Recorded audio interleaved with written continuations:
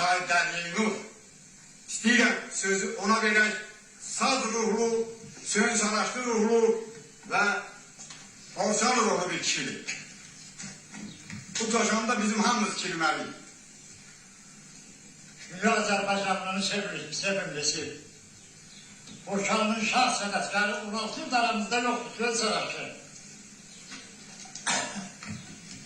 Söz sanatçı bir boşanlı yok. Tüm dünya Azerbaycanlıların içinde şöhret kazandı. Sen öyle şey etmedin. Ölenler kimi?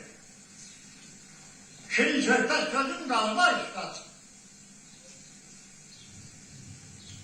Saz elini de uymak geldiğini de tepe gücün kalma üstad. Bahtı ömrümü vermedim bana. Ya da sesim gelir elden ubada. Ali meclislerde salınlar yadan yaşa oğlum kızın galiba üstad. Her bak gelmiş ölümleri güldüren.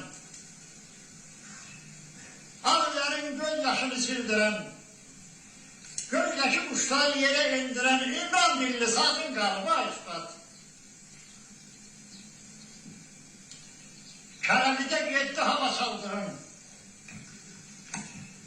Aslını sobandan haber aldırın. O yazık Kerem'in oda saldırın. Yurt yerinde közüm galiba üstad. Kam üstadlardan söz düşen zaman yanma sarılan her saat, her an. Şahiden eğiliyorum çıkmaz yadımdan yüreğimde izin galiba üstad. Sağ ol, sağ ol. Ben üstad sanatkar. 16 yıl aramızda yoktu.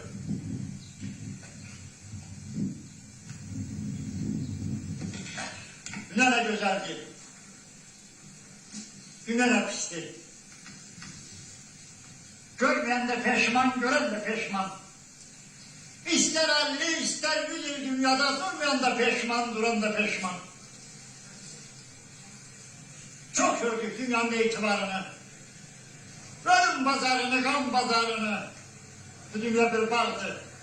Hayvanlarını dermeyen de peşman, deren de peşman. Kim yalanıp tüketlemek için, kimi de birbirini kıramak için. Hamsadır, yaşamak için. Vurmayan da peşman, vuran da peşman. Yunan üstünde bir şikar yatır. Şader yaydıran alganda satır, ham kaman çeşir. Ham hukuk atır, vurmayan da peşman, vuran da peşman. Tüm gelenlerin, bak gelenler Allah rahmet eylesin. Galifeler, bak şimdi beni koy. Galifeler. Sanatçını neyledim? Bu dünyanın itibarı yokuymuş. Nasıl taşan geldi? Köşkü dünyada. Hakikatin düz pazarı yokuymuş. Aşık kan ağlıyor. Saz kan ağlıyor.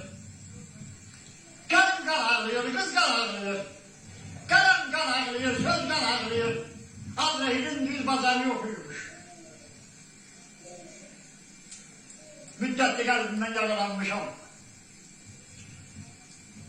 Oktayıp sinemden paralanmışam. Böyle bir dünyadan karalanmışam. Meleklerin şefacağı yokuymuş.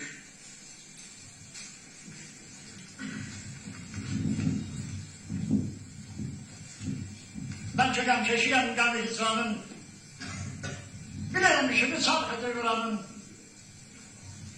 Daliye'dir, öyle bir fani dünyanın şey kimi sanatçığı yokuymuş. Allah rahmet eylesin. Allah razı olsun.